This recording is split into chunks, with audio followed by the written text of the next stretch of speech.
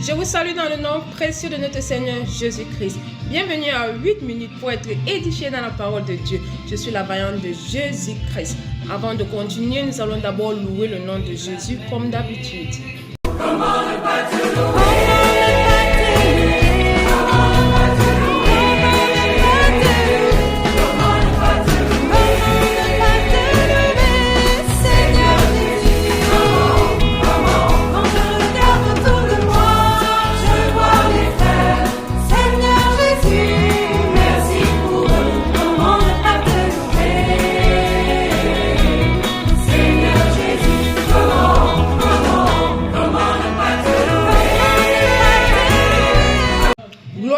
Jésus-Christ. Nous continuons avec le thème c'est quoi la bénédiction, quatrième partie, ayant pour sous-thème les sources de bénédiction. Quand on parle de sources de bénédiction dans ce contexte, ça veut dire que la personne qui te bénit, où est-ce qu'elle reçoit les informations te concernant? Est-ce par la révélation du Saint-Esprit ou par les émotions de ses parents biologiques ou par le biais des marabouts ou féticheurs? Parce que eux aussi, ils ont leur façon de bénir. Et nous allons continuer sur les bienfaits de la bénédiction, la différence entre celui qui est béni et celui qui n'est pas béni.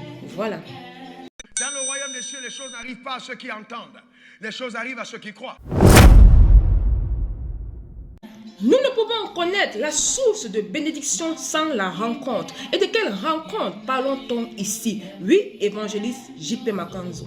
Rencontrer Jésus égale changement. Tu ne peux pas rencontrer Jésus et ta vie reste la même. Si tu le racontes, ta vie reste la même. C'est que tu n'as pas rencontré Christ. Ne sois jamais impressionné par qui que ce soit. Ce que tu es, tu n'es pas le fruit d'une université. Tu es le fruit de Dieu. Étudier c'est bon, mais connaître Christ c'est le meilleur. Amen, évangéliste. Étudier, c'est bien, mais connaître Jésus-Christ, c'est le meilleur. Oui, révérend Paul Mukendi, vous pouvez ajouter quelque chose. Beaucoup de gens, quand ils viennent à l'église, il y en a qui veulent avoir des diplômes. Ils peuvent même abandonner de venir à l'église. Pour lui, il a eu son diplôme.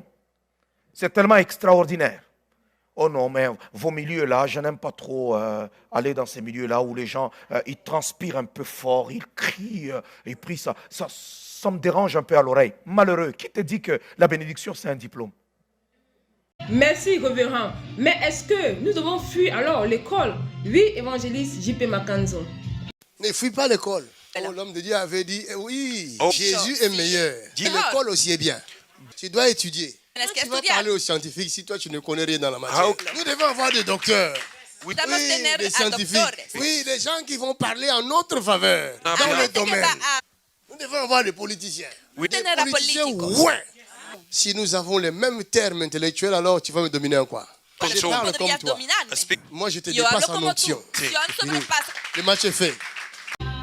Exactement, c'est l'onction qui fera la différence. Merci, évangéliste. Sachant que la source de bénédiction est Jésus-Christ. En dehors de Jésus-Christ, toute autre source de bénédiction n'est que mensonge. Seul Jésus est la vérité. Et nous avons dit antérieurement que comment Jésus te bénit? Jésus te bénit à travers tes parents biologiques ou adoptifs et aussi à travers un oint de Dieu, c'est-à-dire un serviteur de Dieu. Parce que Jésus ne peut pas descendre du ciel pour dire « Oh, voici, je suis Jésus ». Non. Oui, révérend prophète OTT.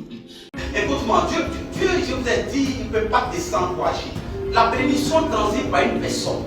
Ce qui veut dire que s'il devait sauver l'humanité, il passe par une personne. Alors toi, qui es-tu pour que Dieu te bénisse de manière physique et il descend? Même pour agir, il a dit à Moïse, voici un bâton, prends-le. Dieu transite par quelqu'un. Même pour agir en Égypte, il dit, Moïse, va là-bas. En Juge chapitre 6, la Bible, le peuple était asservi. Il est passé par Gédéon, qu'on appelle vaillant héros pour délivrer Israël. Dieu passe et transite par des rencontres. Amen bien, mon Père. Il faut savoir une chose. Lorsque Dieu te parle pendant tes moments de prière ou de jeûne ou par conviction, c'est-à-dire le Saint-Esprit persuade ton esprit de tel ou tel projet ou de telle bénédiction, il faut qu'il y ait la confirmation. Et comment est-ce qu'il faut qu'il y ait la confirmation ou par où cette confirmation peut venir?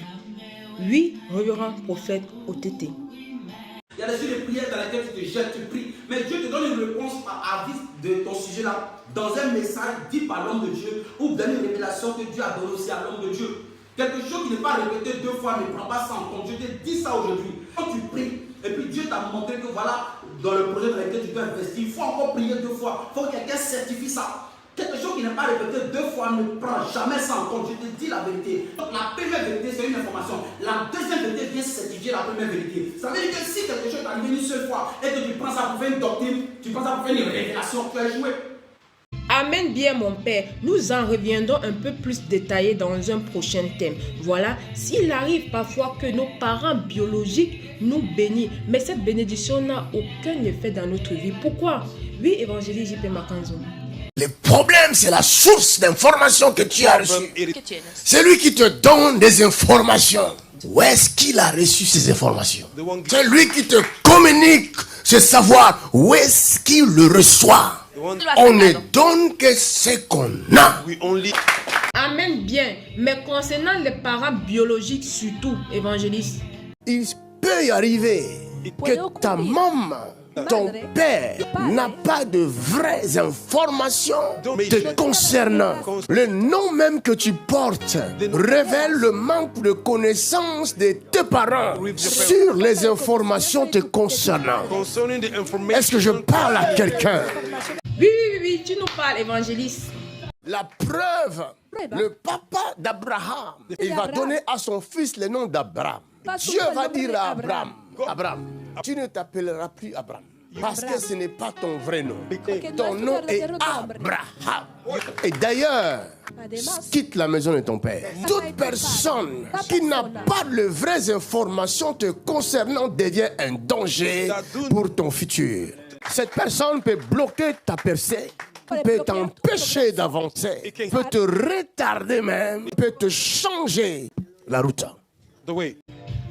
Amen. Et nous voyons aussi plusieurs chrétiens qui ont été bénis, mais rien ne change, rien ne se passe dans leur vie selon la bénédiction qu'ils ont reçue. Tu entends quoi? Tu l'entends comment? Par quelle oreille?